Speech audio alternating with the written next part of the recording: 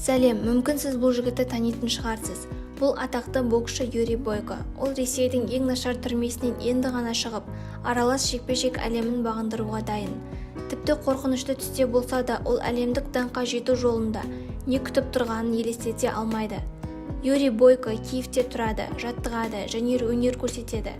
Оның қатаң режимдегі колонияда 10 жыл артта қалғаны және бостандық жолындағы жүздеген астыртын ұрыстары бар. Оның орнында басқа кез келген адам баяғыда өз арманынан бас тартар еді.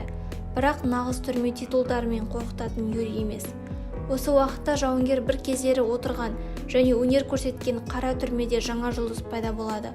Бұл кошмар лақап атымен танылып қалған тұтқын. Бірде ұрыс-керіс арасында Бойко жергілікті шіркеуге садақа беруге барады.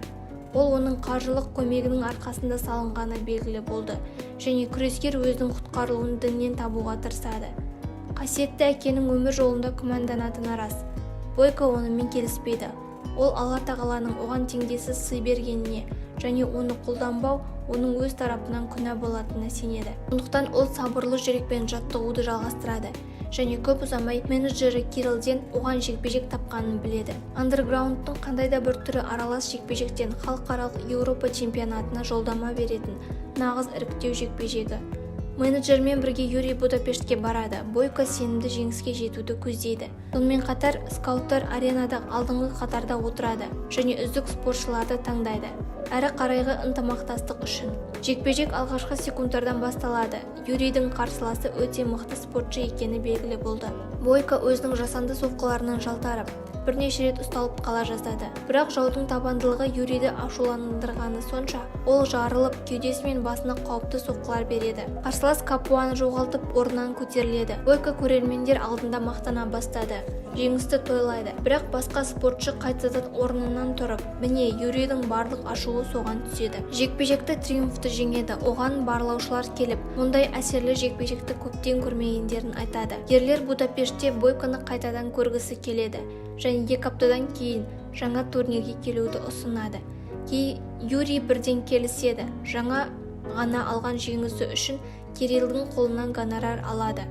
Бойко қарсыласынан бір жерге зембілге салып, апарып жатқанын көріп, оның жағдайы ауыр екенін және реанимацияға түсетінін айтады.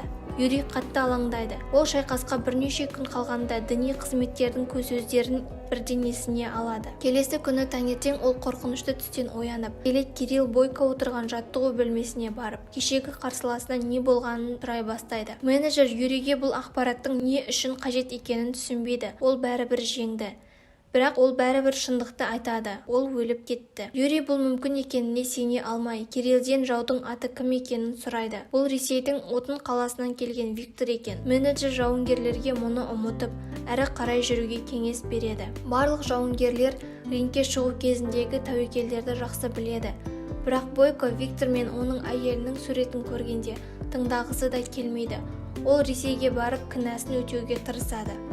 Ол тіпті Ресейде астыртын ұрыстың арқасында түрмеден шыққан қашқын деп қорықпайды. Юрий көмекшісіне оған жалған құжаттар жасауды бұйырады және бас тартуды қабылдамайтынын айтады. Бойко көрші елге жеткенде Виктордың жерлеу рәсімі шағын қалада өтіп жатыр.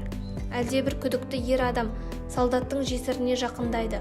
Ол әйелге күйеуінің қайтыс болуы ешкімнің қарызын өтеуге әсер етпейтінін, енді жесір оны жабуға міндетті екенін айтады.